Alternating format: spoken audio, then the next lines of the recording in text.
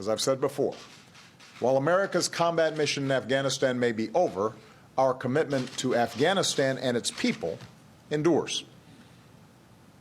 As Commander-in-Chief, I will not allow Afghanistan to be used as safe haven for terrorists to attack our nation again. Today, 14 years into the war in Afghanistan, the longest war in this country's history, President Obama announced that U.S. troops will not be withdrawing as scheduled. Just a year and a half after vowing U.S. troops will start a complete withdrawal from the country beginning next year, this afternoon, the president reversed course.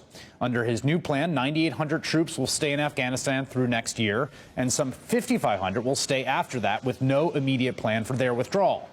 The surprise policy reversal, which means the war in Afghanistan will be handed to the next president, quickly became campaign fodder. Well, I certainly support his recognition of reality. I think it's a mistake. It's also not what our founding fathers intended. Our founding fathers intended that when we were to go to war, that Congress would debate this, and this would be approved or disapproved by Congress. I don't know what our mission is. The 5,500 is a political choice by the president. I'm glad he's allowed 9,800 to stay through 2016. But if we go to 5,500, we're going to jeopardize everything we fought for in Afghanistan. Jeb Bush tweeted, if POTUS is committed to fighting terrorism, securing a stable Afghanistan, it's time to give our military commanders what they need. Marco Rubio said while he welcomed the decision to maintain troop levels until 2016, he disagreed with the president's decision to prematurely announce a further drawdown before he leaves office. Now, today's announcement, which will prolong the war in Afghanistan, perhaps indefinitely, comes the same day as a bombshell report from the Intercept, which provides the most detailed look into the U.S. drone program and targeted killing program to date. The stunning expose, reported out from a series of documents leaked from a source within the intelligence community, gives us a rare behind-the-scenes look into the strategy that helped bring us to this point. And joining me now, Jeremy Scahill, founding editor of The Intercept.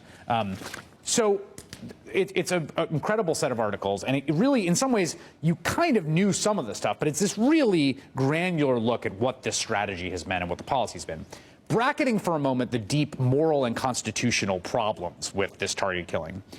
One of the things that comes through is that this has not been particularly strategically successful, and we're kind of seeing that play out today. Right. I mean, you have to remember, these documents cover the height of the drone wars, that period when the CIA and the Defense Department were fighting over who would control the drones. And President Obama still has not made up his mind about that. He was going to give it to the military, he was going to give it to the CIA. But there are two things at play here. One is the documents show that the military is advocating to just get tons more drones. But they're also agitating for a return to targeted, snatch operations where they actually go in, like they did in Iraq and early on in Afghanistan, do the night raids, take people, interrogate them. That intelligence leads you to the next thing. The argument that they're making in this is that drones hurt our intelligence gathering operations because we're killing people we need information from. You don't have to, I mean, you can make a moral argument against this, and I do it all the time. You can make a strategic argument that drone strikes create more new enemies, but also mean you can't get any intelligence. It also comes through, there's one article, it's sort of the Haymaker article, which is about an operation of some of the most elite units we have, some of the best intelligence, the best operators we have, trying to go and actually go through a list of folks that we thought were high up in the Taliban command, and just how much error there was, right? We're killing a lot of people that we didn't intend. In one period, it was 9 out of 10 people that the Joint Special Operations Command was killing in these strikes were not the intended target. And even if the people were innocent civilians, the military would label them as enemies killed in action unless posthumously someone proved they weren't a militant or a terrorist. It's sort of like a reverse justice system, except there's no trial, no verdict. There's just a death penalty. And then if you prove it later, we'll say, oh, yeah, oops, you're just assumed to be an enemy. Right, you're assumed to be an enemy. And this is how the White House, they've created, and John Brennan really was one of the architects for this, current CIA director. They created a mathematical equation that will almost always result in 0 for the number of civilians killed. They don't actually know who they're killing in many cases, Chris.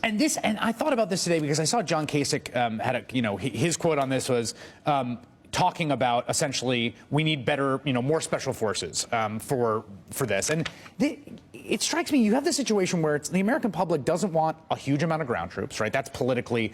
There's also pressure to not just let Afghanistan follow the Taliban. And so you end up with this strategy that's like, well, if we have enough special forces and drones, that'll kind of keep things as they're going. And we're sort of seeing that fall apart before our eyes. See, as someone who's spent time on the ground in Afghanistan, in Somalia, in Yemen, in Iraq, in these countries, I think the entire program makes us less safe. I think the assumption that we can kill our way to victory is bankrupt. But within the military and the CIA, there are powerful forces that want a return to kidnapping operations, to the extraordinary rendition program. And the Obama administration, of course, has tried to take it in a very different direction.